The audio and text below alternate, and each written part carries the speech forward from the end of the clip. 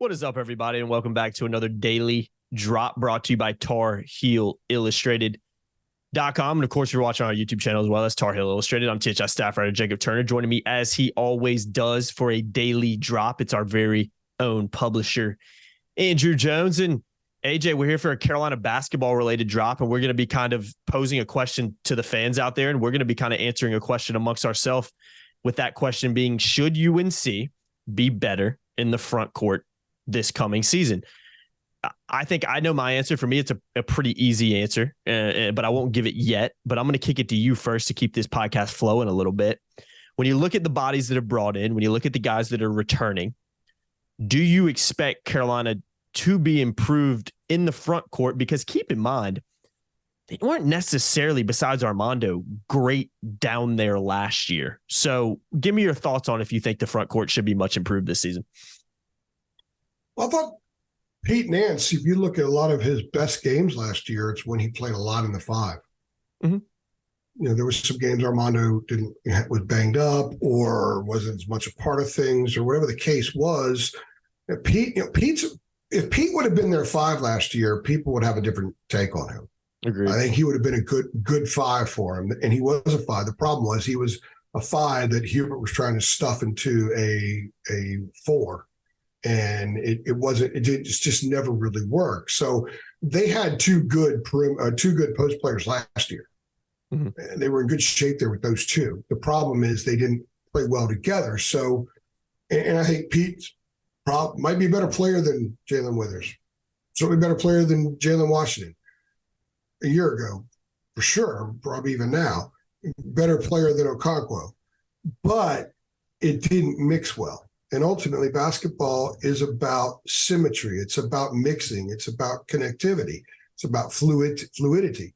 So it didn't really occur. I think that they will be better in the front court this year because of the composition of their front court players is going to allow for Armando Bacot to face fewer double teams. And because of that, we'll see a fuller game from him. We saw that a lot last year up to about mid-January, before he really started getting doubled a lot. We saw the spin moves. We saw the two dribble moves from both sides, including improved a ton doing that from the left side. We saw some of the dribble short 8-foot jumpers. We saw a lot of that stuff, but teams took it away from him when they doubled. And then Carolina got really stagnant in a lot of areas, and it became much easier to defend. Teams figured out all their sets. We've gone through this 1,000 times before in these podcasts. So I think this year, when you have the composition of guys that are going to be there, the balance and athletic ability and baseline potential of Withers, when you have Jalen Washington being able to go out, maybe not stretch as a four, and I do think the staff recognizes perhaps he could be a five, the ideal five down the road. He could do the 10 to 15 foot stuff. He could play the high-low where they have to respect his ability to put the ball on the floor. The high-low didn't work great consistently with Pete because he wasn't super quick and efficient at putting the ball on the floor and creating something for himself. So they didn't have to respect him as much. They will, I think, with the Withers. They will, I think, with an improved Jalen Washington. And then you throw the Okonkwo component in there. They have a guy who's specifically there to back up Armando, which is good. So when Armando leaves, some of those absolute musts that you need from a big are still going to be out there. The ability to play the high ball screen and roll back. Screen and roll. Okonkwo is a good screener, so you don't lose that screening ability. 2 years ago, when Brady had to play the five sometimes, Armando was out, Brady was just not a very good screener. In fact, if you go back to the national championship game against Kansas, Justin McCoy was inserted into the game for that last shot to set the screen. Mm-hmm. So Okonkwo is going to, you have two guys now that can set screens down there instead of just one. Pete was okay at it, but I just don't think defenses respected his ability to create because he wasn't very bouncy, wasn't very springy, wasn't very quick. So I like the front court because the way it mixes together, and it's going to allow Armando to just take every element of his game, pull it out of that bag, and just chuck it on the floor and say, here I am, everybody. This is the player I am, and you're going to see it all year because teams are not going to be able to afford to double team him that much. Mm-hmm. I agree. I completely agree with what you're saying. I think my answer is yeah. It's a short answer. Yes. I think Carolina will be improved in the front court. I think there's just a little bit more, there's more bodies down there and options. Now, in saying that, you have to take a little bit of a caveat with that because Zayden High, I don't expect him. He's a front court player. Do I expect him to have a big year? Do I expect him to play a ton? No, I believe he's a project based on what we've heard from David and you and people inside the program. Okonkwo, I like what he brings as a backup five, but I think that's all he is. And do I think his ceiling is incredibly high? I don't, but do I think he could be a valuable backup player that comes in and spells Armando, spells maybe a Jalen Washington, spells maybe a Jalen Withers? Yes. So if he embraces that role and is used like we expect him to be, I think he relieves some of that stress and some of that playing time that a guy like Armando would get where he's just playing 36 minutes a game. You don't want to have to do that, especially with a guy like Armando who's, let's be honest, is prone to some ankle injuries and prone to some other injuries throughout the season. He will get banged up at some point just playing down low in that position. So, but I really like the high end of Withers. I really like the improvement we can see from Washington. And like I think we talked about a little bit too off camera and maybe a little bit during the pod, you even got a guy like Harrison Ingram who can kind of step down there in that 4 position and do some stuff, create some high lows with Armando Bacot and just mix it up a little bit too. So I think Carolina, A, has more options down there, and B, I think they've got a little bit more personnel that go together better. I like the bounce that Withers has. I like the experience that he brings in. I like his outside ability as well, and I like the same thing with Washington if he can continue to improve, and you know exactly what you're getting most of the time with Armando Bacot, who is just, when he's on, is incredibly, incredibly good as a 5 down there. So my answer is yes. I think Carolina should be improved in the front court. And I think the improvements, I'm not sure how much improved they will be because I don't know exactly how good Withers will be because he's a new guy. I don't know exactly how much improved Washington is.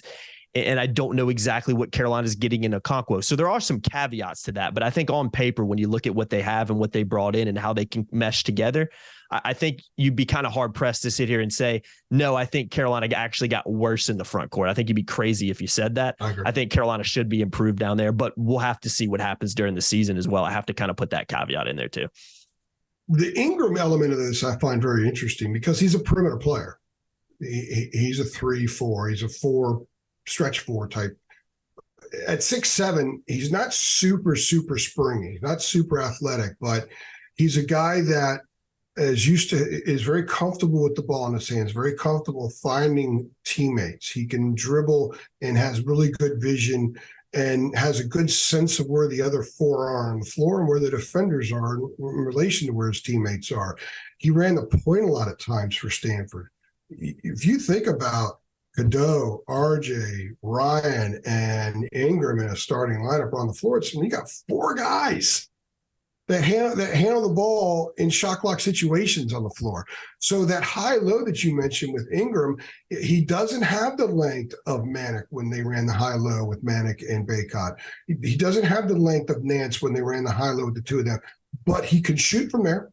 And he's got the ability to take a couple of dribbles and find people, see them and find them. So it's maybe not the conventional high-low, but I think that there could be a high-low element to what they do together when they're on the floor. I think Withers can as well because he can hit shots away from the basket, but he's not the passer, the distributor, the visionary that Ingram is. And I think that might be really interesting. So you have to include him some in the front court because he's going to play a lot of stretch 4, and he's going to have to. They're going to run horns.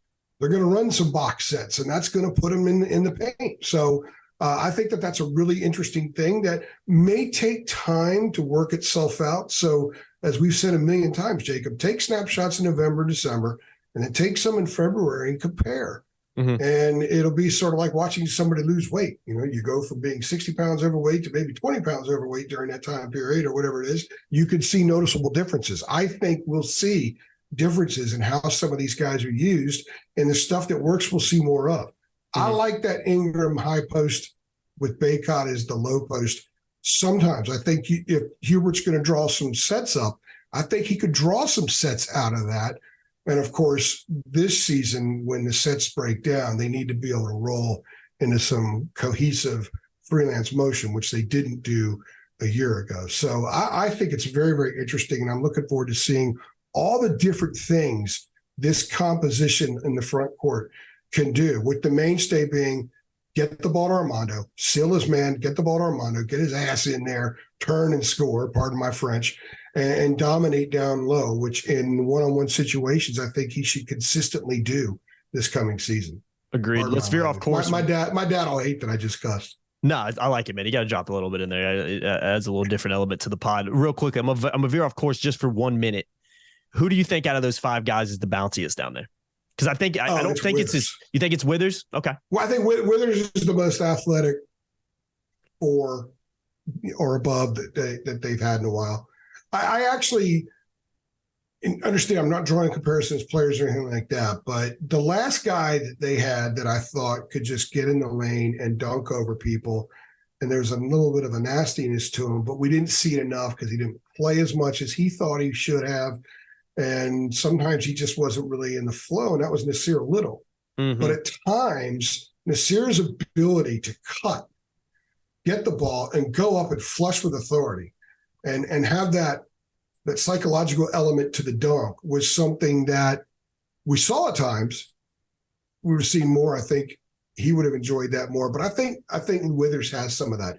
I think he's the guy that can get higher up in the air. I think he's the guy that's going to do some. Wow, that was impressive. I've said in a pod we did a couple of days ago, I remember it was about the newcomers. Mm-hmm. I think at some point in January, Carolina fans, when Withers gets the ball on the baseline on a cut, they'll stand up. Yeah. Oh, yeah. And they'll recognize that he's about to take flight and something's going to happen. And again, that doesn't mean he's a great player. I've always said dunking doesn't mean you're great. Dunking is a part of the game. Mm-hmm. But if you have that to go with other stuff, validates you being on the court, there's a psychological component to that than more than a lot of other things. And I think he brings that to the table. So he's the bounciest of those guys. Agreed. I think Jalen Washington can be fairly bouncy, mm-hmm. but I don't think he's as supremely athletic like someone like Withers. No, he's not. I think sneaky bouncy based on some of the highlights I've seen. Okonkwo. There was some highlights from his Great Britain, from I forgot it was the England national team or Great Britain, whatever they're doing right now, from a couple weeks ago. And the way he was getting up and blocking shots really reminded me of Bryce Johnson. I'm not comparing his skill sets because Bryce Johnson for me was a fantastic player as senior. I don't think he's not there yet. But just the way he got up and blocked shots, even the way he was doing it just kind of reminded me of Bryce a little bit because Bryce was a springy guy. So I need to see it in person. It could have just been an illusion watching it on TV. But I think Okonkwo might be sneakily kind of bouncy. Not as talented as Withers, but defensively could be an asset around the rim. Bryce was really good at blocking shots in a help side situation, defense situation. It wasn't so much his guy that he was blocking shots. It was more peeling off his man and helping out blocking those shots. I think that's what Okonkwo can do too. Okonkwo was a tennis player. Was a pretty good tennis player for a long time. Footwork. Footwork's enormous. Lateral, quick back and forth. Yeah. Yeah. So that's why when some people say, well, how can he be that effective as a 6'8" guy? Well, he's long for 6'8", so he's got a longer wingspan, but he's got really good feet. So he's moving quicker than your typical 6'8" guy, perhaps in the lane. But he's like a bouncy guy in the paint who does the things that the thicker, less bouncy guys can do. He's going to box out. He's going to grab rebounds. He's going to set screens. He's going to fight screens. And then he rolls off.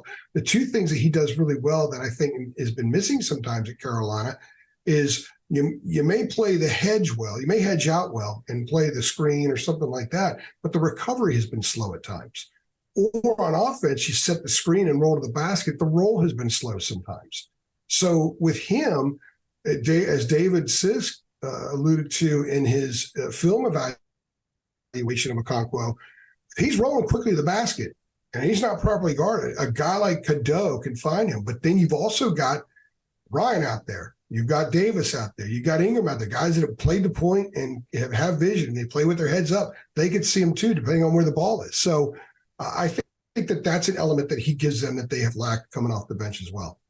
Agreed. And we'll leave it there. Hey, guys, we want to hear from y'all. Get involved. Links below on Twitter. You guys, if you follow the drops, I say it every podcast. You're probably tired of me saying it.